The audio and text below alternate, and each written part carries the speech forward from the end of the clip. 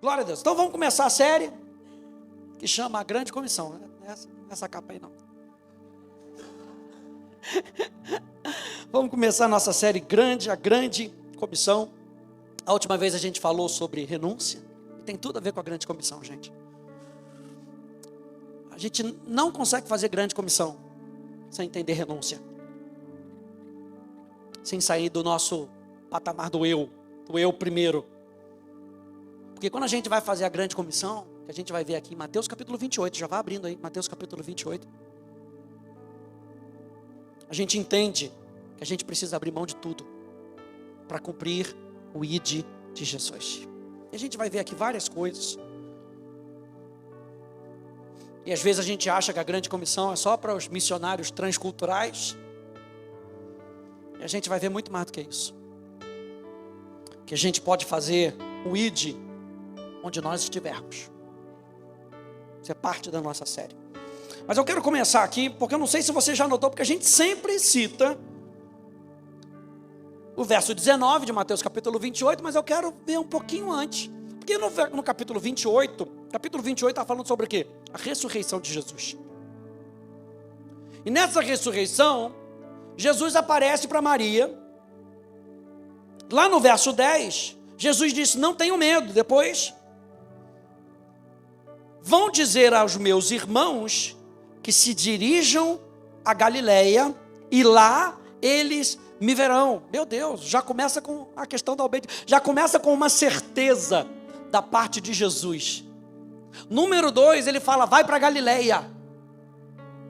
Não era para ir para a Síria, não era para ir para, sei lá, para qualquer lugar, era específico. Você entende que muitas vezes Deus tem uma direção específica para nós? Já vai anotando isso, gente, específica. E aí ele fala: é lá que eles vão me ver. Não adianta eles irem para qualquer lugar, vai para onde eu estou falando. No versículo 16, diz: os 11 discípulos partiram para onde? Para Galileia. Eles responderam.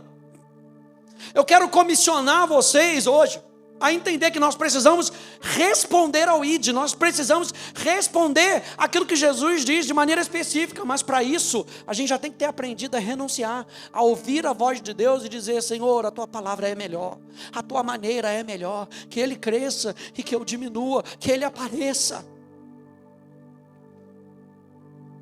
Para o monte que Jesus lhes havia designado. E quando o viram, o adoraram, mas alguns duvidaram. Jesus, aproximando-se, falou-lhes dizendo: toda a autoridade me foi dada no céu e na terra. Portanto, vão e façam discípulos de todas as nações, batizando-os em o nome do Pai, do Filho e do Espírito Santo, ensinando-os a guardar todas as coisas que tenho ordenado a vocês. E eis que eu estou com vocês todos os dias até o fim dos tempos. Qual foi o natural para esses homens ao verem Jesus?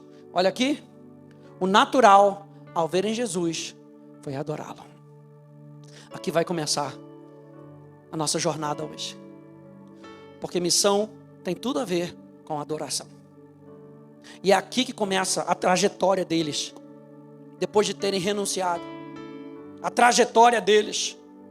Aqui está o tom de tudo que Jesus vai falar a seguir desse versículo 16, desse versículo 17. Que a comissão começou com a atitude dos discípulos de obediência e de adoração.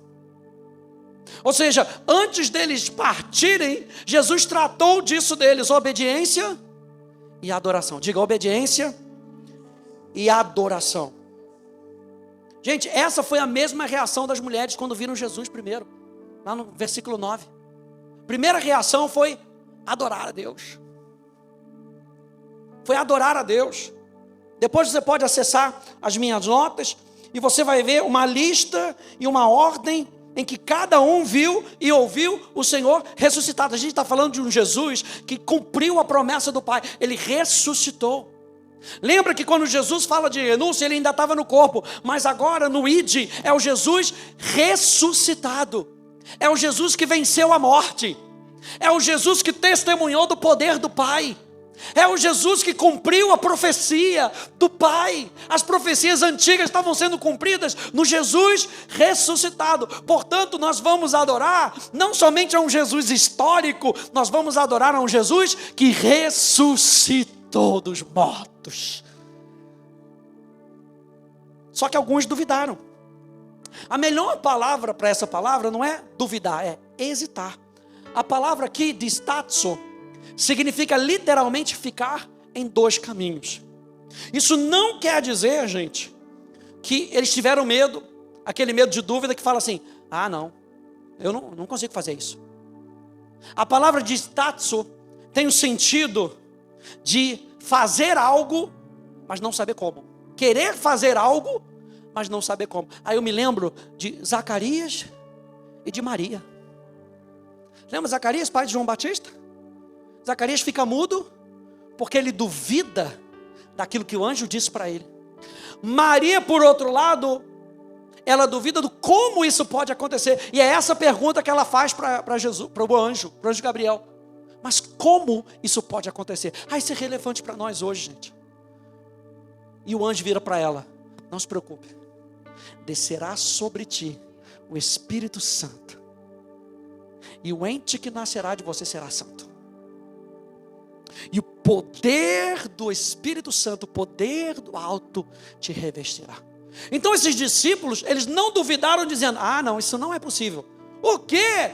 Impor as mãos sobre os enfermos? Porque a gente vai ver várias passagens, a gente vai ver que nos 4 evangelhos nós temos essa grande comissão. E você vai ver que esses discípulos, eles não estavam com medo de ir, eles só não sabiam como fazer, mas todos eles adoraram ao Senhor. Se você prestar atenção, vai dizer justamente isso aqui. Verso 17: e quando o viram, o adoraram. Quem? Todos eles. Mas alguns não entenderam como isso seria feito. E aí, é claro, na nossa próxima sessão, domingo que vem, Jesus vai explicar como. Jesus vai falar a mesma coisa que ele falou para Maria. O Espírito Santo vai descer sobre você. É onde ele fala, ele responde. A próxima sentença não está desconectada. Jesus diz, toda autoridade me foi dada. E Jesus vai passar essa autoridade para eles. Então como? Vocês vão com autoridade. Isso é para a próxima semana. Mas eu quero focar com você nessa questão da adoração. Porque a palavra que ele usa aqui com adoração é a palavra proskuneo. E proskuneo fala de alguém que se prostra em respeito e humilhação diante de alguém que é maior. Então naquela adoração, o que eles estão fazendo? Eles estavam valorizando Jesus. Eles estavam dizendo, Jesus, tu és maior. Jesus, tu és melhor. Jesus, tu estás acima de nós. A gente poderia dizer, Jesus, tu és o cabeça da igreja. Tu és o cabeça do corpo. Tu és Deus. Então, gente, olha só que interessante. No Oriente, especialmente na Pérsia, o modo de saudação entre pessoas de igual posição social era beijar-se nos lábios. Você sabe que isso ainda acontece? Eu morei na África do Sul e os mais antigos tinham esse costume. Com parentes, é claro. Não ia sair beijando na boca de todo mundo. Aleluia. Aí eu saí da Rema e fui para uma igreja chamada TTN, Touch the Nations, Dr. Ben Clenans.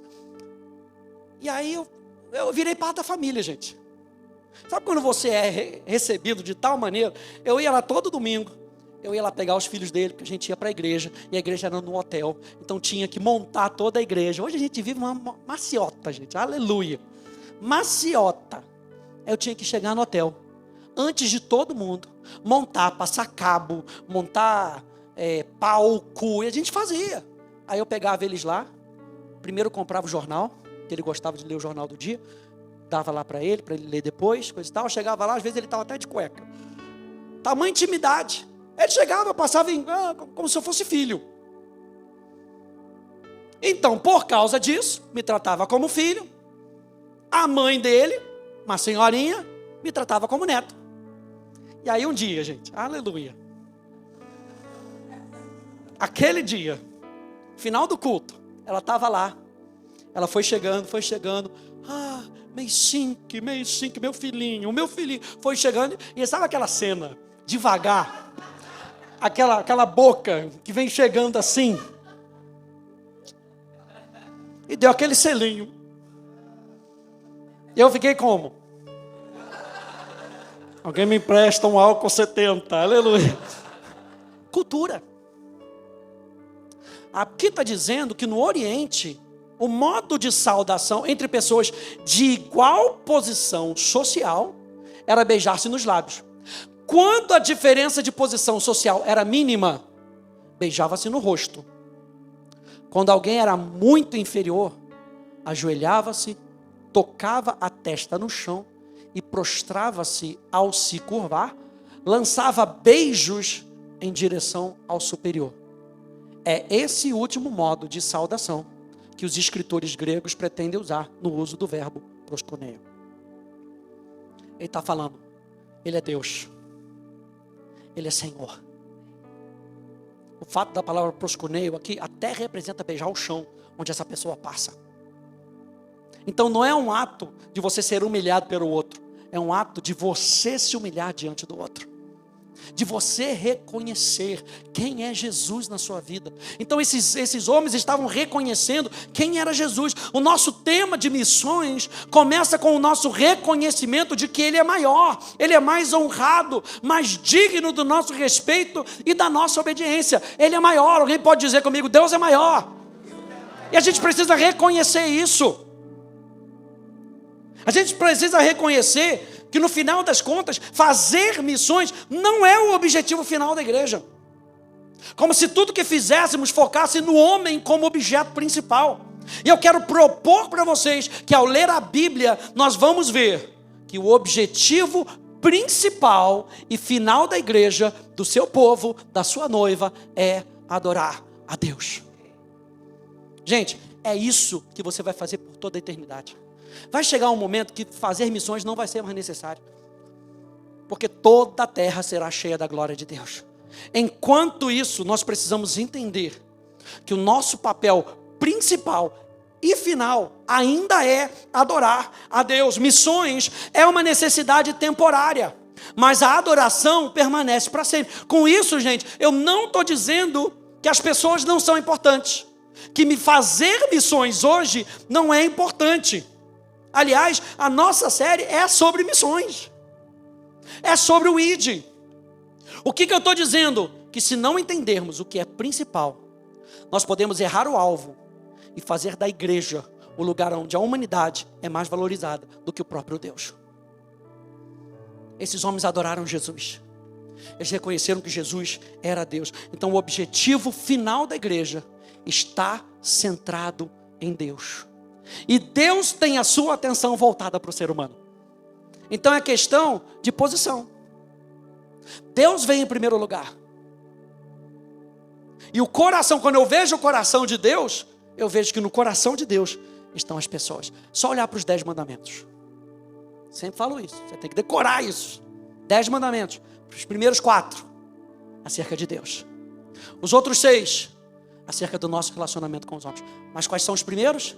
Acerca de Deus.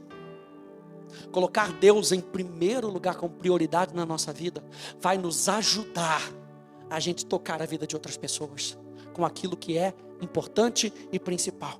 Então, em primeiro lugar, gente, a adoração deve ser o combustível e o objetivo das nossas missões. O objetivo de tudo que a gente vai ver nessa série não é apenas fazer convertidos. O objetivo não é fazer discípulos que vão aprender regras. O objetivo não é encher a igreja. O objetivo é trazer as nações ao gozo incandescente da glória de Deus. É com que as pessoas vejam Deus, com que as pessoas experimentem Deus, com que as pessoas tenham prazer em Deus. Esse é o objetivo final das missões. O objetivo das missões é a alegria dos povos na grandeza de Deus. E quando a gente reconhece a grandeza de Deus, o que a gente está fazendo?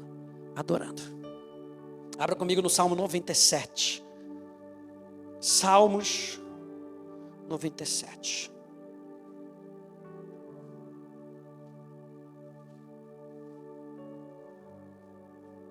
Versículo 1.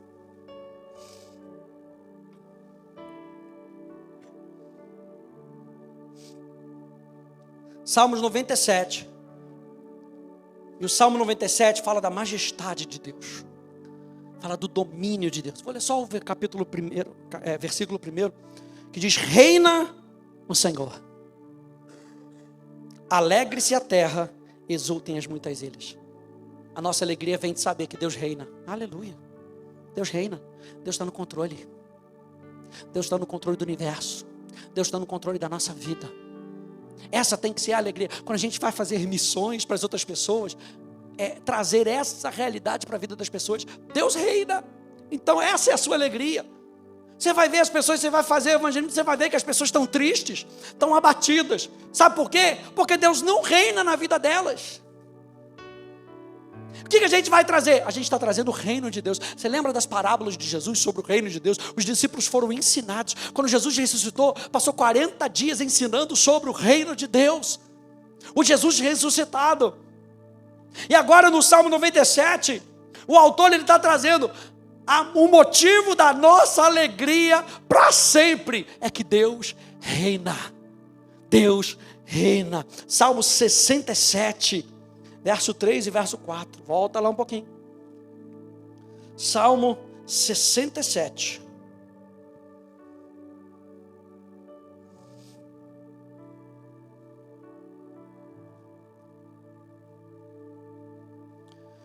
Verso 3. Louvem-te os povos, ó Deus. Louvem-te os povos todos. Alegrem-se e exultem as nações, pois julgas os povos com justiça e guias na terra as nações. Aleluia. Ele não está falando só de uma vida não, gente. Ele está falando de toda a terra. A profecia é que toda a terra se encherá do conhecimento da glória de Deus, como as águas cobrem o mar. Essa é a profecia, e nós cremos na palavra profética. Agora, na grande comissão, Jesus está nos chamando para participar da profecia.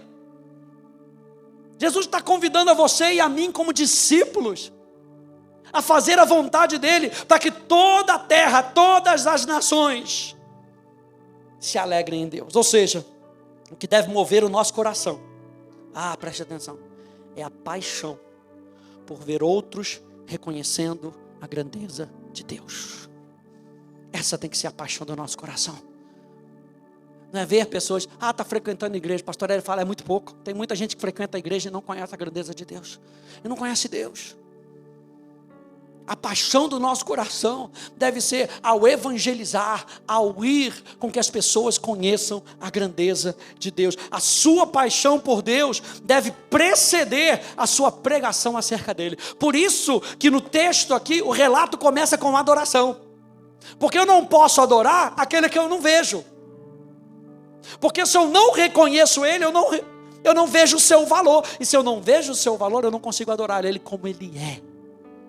Olha só o que John Piper diz. Ele diz o seguinte, ele diz, você não pode elogiar aquilo que não valoriza. É ou não é?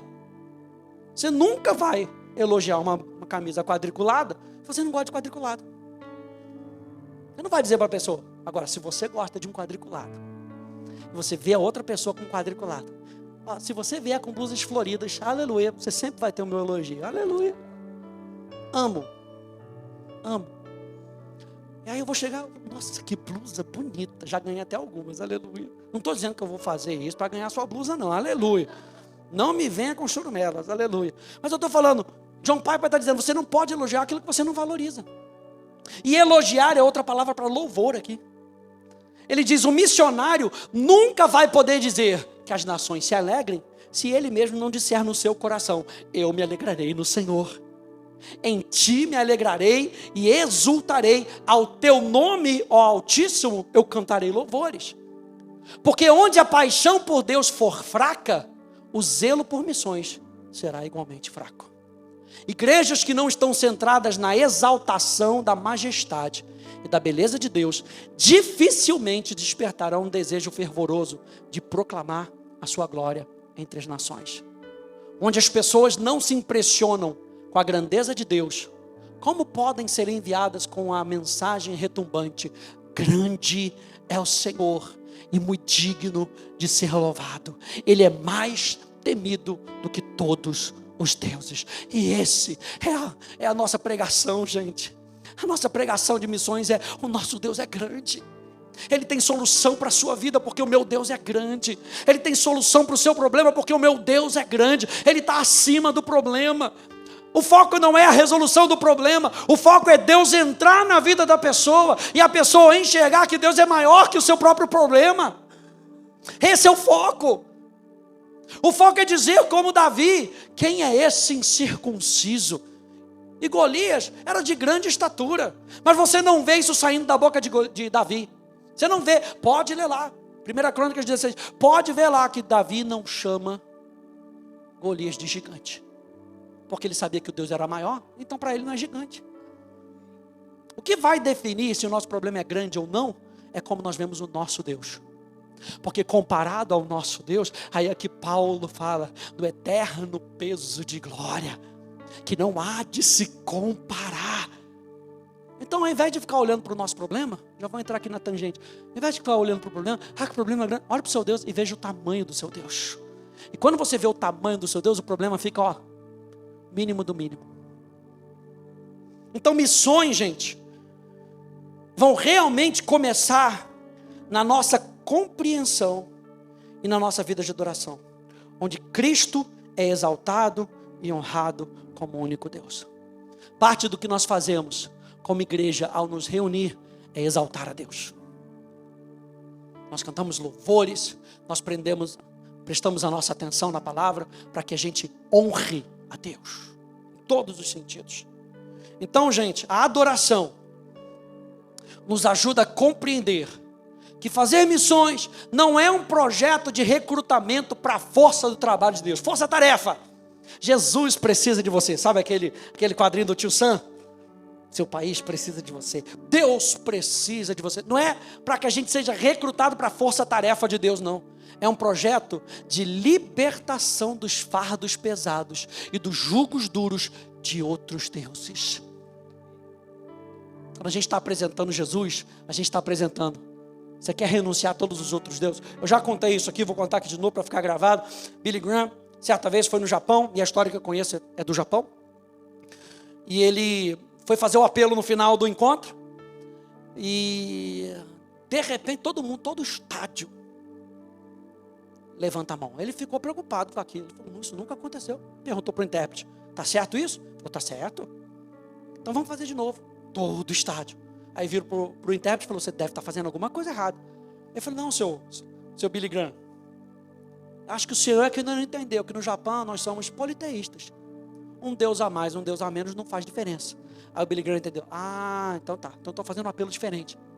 Quem quer recusar todos os outros deuses e aceitar esse Deus que é único, que vai ser o único Deus na sua vida? Aí algumas pessoas aceitaram. Nosso oferecimento é: que tal você abrir mão desse medo como Deus na sua vida? Que tal você abrir mão dessa finança como Deus na sua vida? Que tal você abrir mão dessa falta de perdão como Deus na sua vida e aceitar o único Deus verdadeiro e ao seu Filho a quem Ele enviou? Troca de deuses. Troca de deuses. Eu lembro que no Salmo 37:4 diz: deleite-se no Senhor. Eu estou falando isso para você. Isso aqui é um mandamento do Salmo 37, Salmo de Davi. Se deleite no Senhor. E quando você se deleitar no Senhor, a sua paixão, gente, vai ser revigorante. E aí fazer missões é por causa da paixão de Deus. Esse é o convite de Deus para a humanidade. Olha só o Salmo 117, verso 1, na NVI. Diz: louvem o Senhor todas as nações. O convite é para todas as nações. Louvem o Senhor todas as nações. Exaltem-no todos os povos, não só um pouco dos povos, não só uma parte de Ribeirão Preto, toda Ribeirão Preto, não só uma parte do Brasil, todo o Brasil. Deus tem um plano para as nações. E o Salmo 117 está falando: louvem o Senhor todas as nações. Mais uma vez eu quero falar, Ele está nos convidando, no ID, Ele está nos convidando para que a gente participe dessa obra.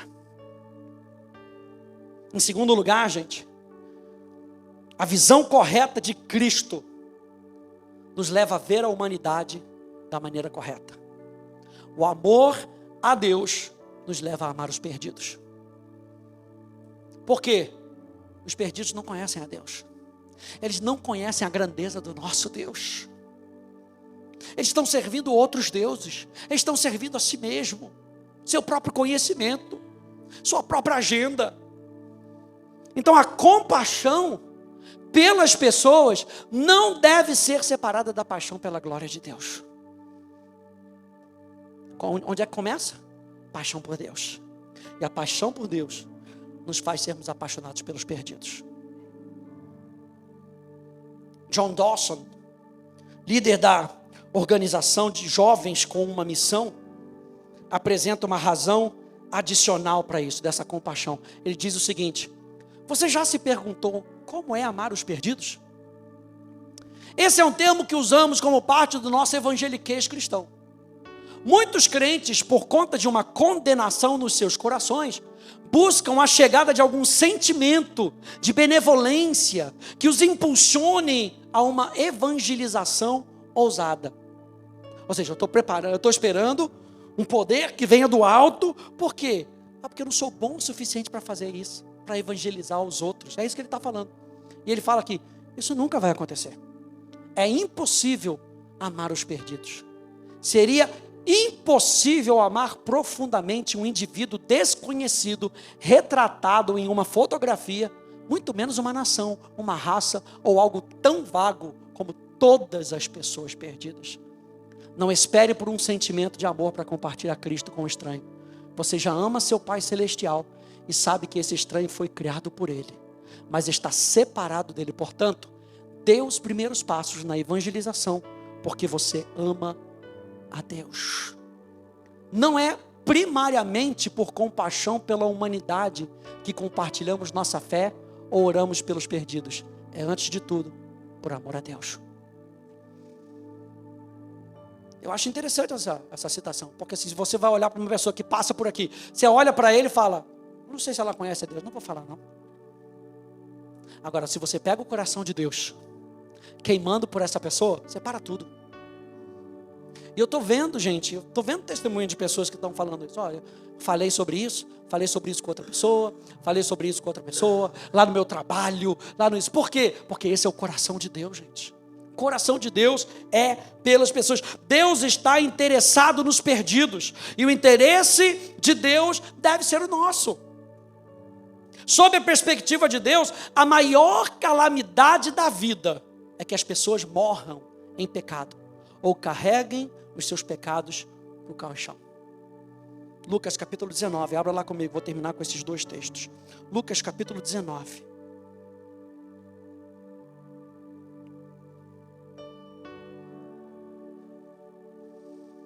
Aleluia. Essa série está queimando no meu coração. E é a oportunidade, gente, para a gente sair da nossa zona de conforto. Como? Começando com a nossa adoração a Deus. Porque se você se conectar com o coração de Deus, você vai ver como o coração de Deus pulsa. Aí não tem como a gente ficar parado, gente. Se você vê o coração de Deus pulsando pelas pessoas, pela sua família, e o coração de Deus pulsando por aquele nome da sua família, bota lá o nome, veja o nome de Deus, o nome dessa pessoa pulsando no coração de Deus. Aí você fala assim: Deus quer fazer alguma coisa pelo meu familiar. Aí Deus olha para você e dá aquele sorrisinho, aquela piscadinha e diz: hashtag é contigo. Aleluia. A gente vai ver isso nessa série. Lembra que lá no final ele fala assim: eu vou estar com você. Eu vou estar com você. Lucas capítulo 19, verso 9 e verso 10.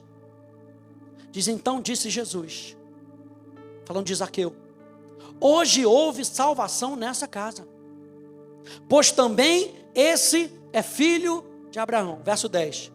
Porque o Filho do Homem, está falando do Messias, veio buscar e salvar o perdido.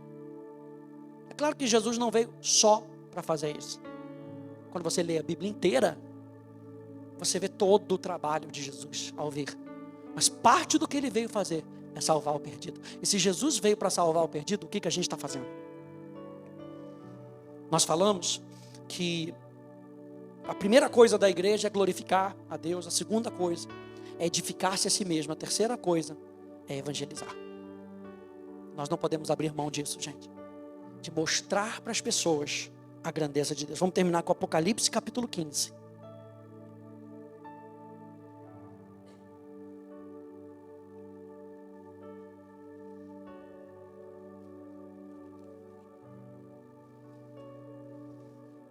Verso 1 a verso 4.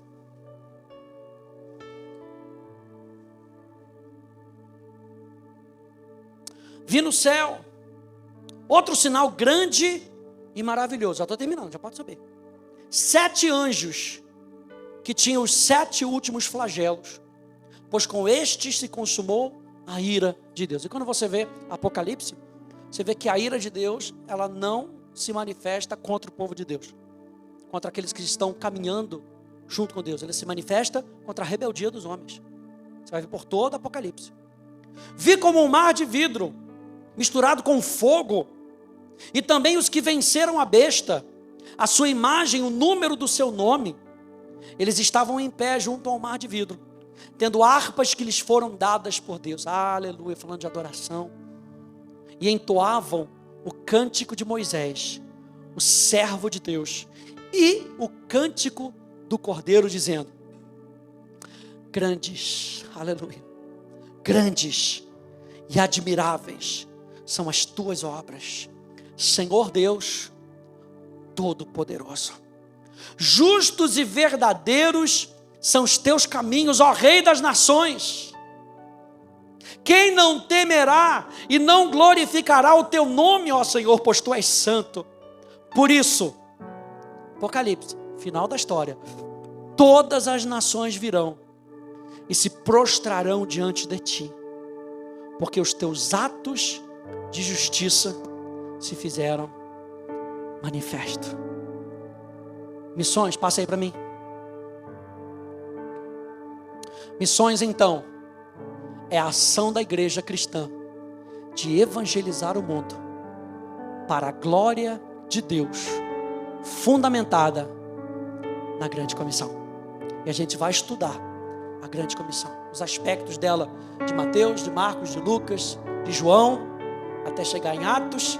Já estou me preparando para a continuação da série. Deixa eu ver qual é o nome que é. Acho que é Empoderados. Atos capítulo 1, verso 8. Fique de pé, por favor.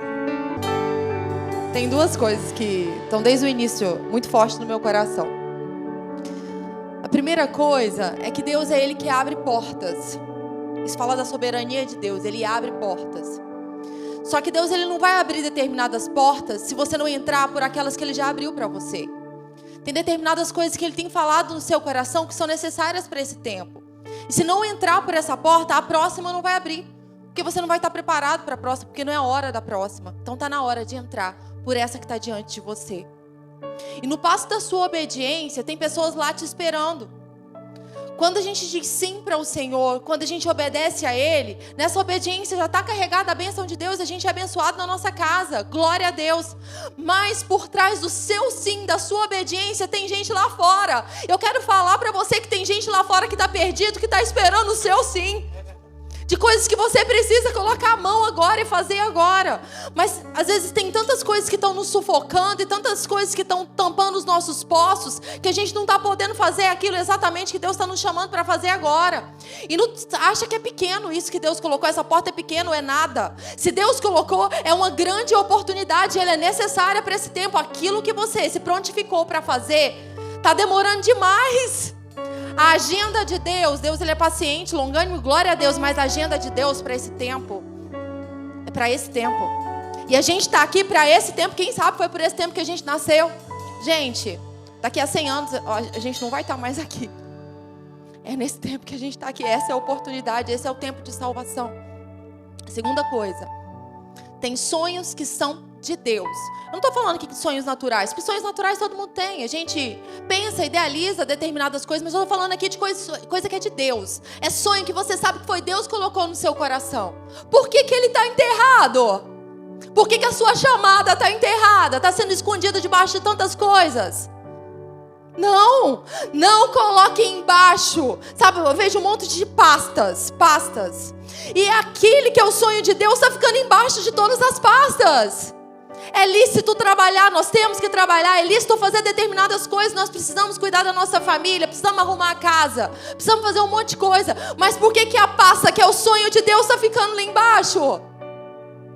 Está na hora de pegar essa pasta e colocar, Senhor, é aqui.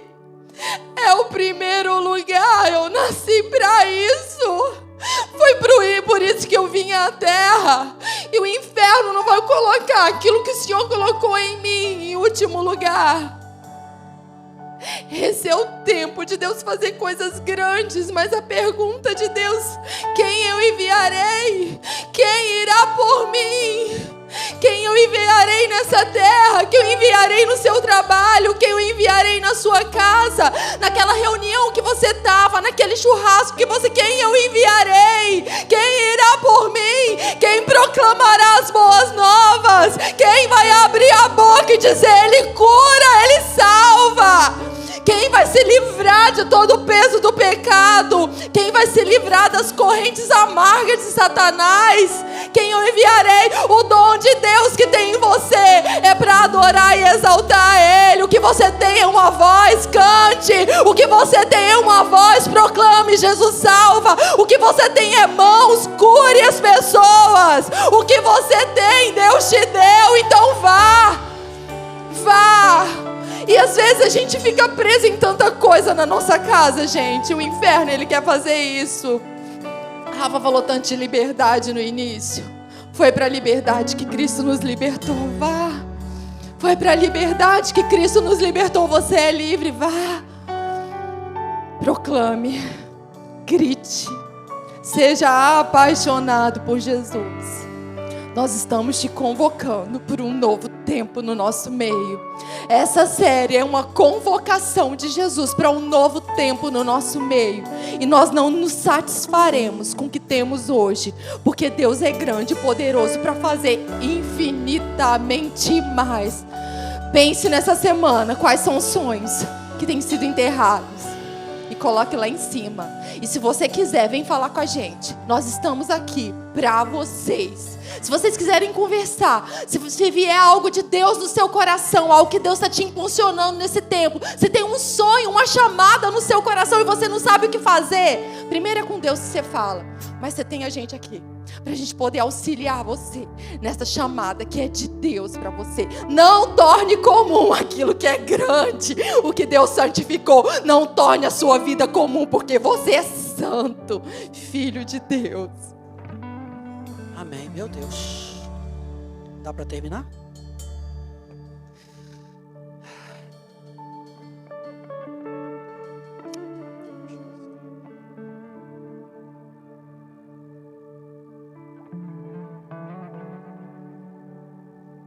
Pai, nós te exaltamos.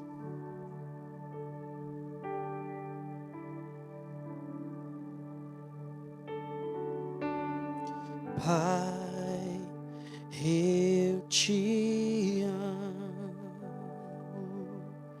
te louvo e te adoro. Glória ao teu nome em toda a terra.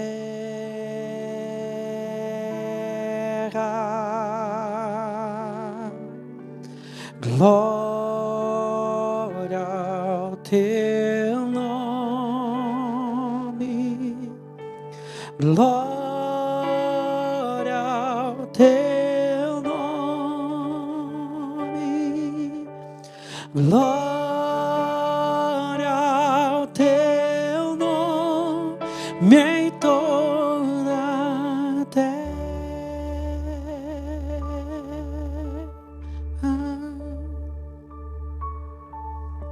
Jesus, eu te amo, te louvo e te adoro. glória ao teu nome em toda a terra.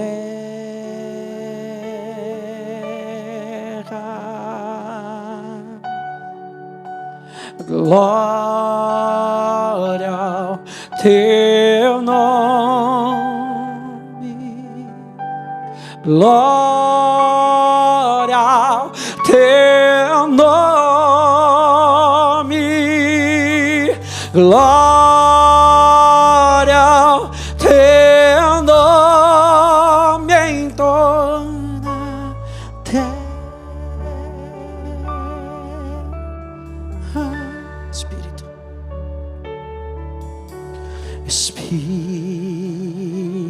Espírito Santo, te louvo e te adoro. Glória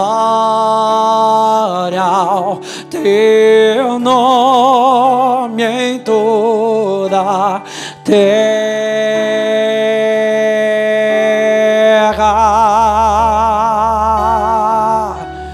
Glória ao teu nome, glória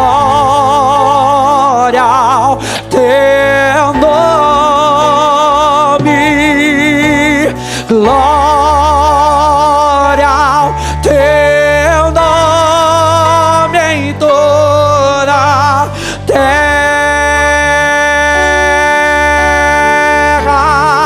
Glória ao teu nome, glória ao teu nome, glória ao teu nome, glória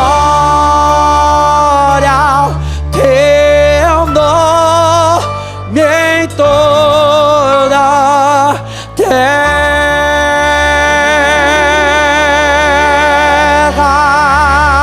Você pode aplaudir a Jesus. Ao nome de Jesus, todo joelho se dobrará e toda língua confessará que Ele é Senhor, Ele é Senhor. Obrigado, Jesus.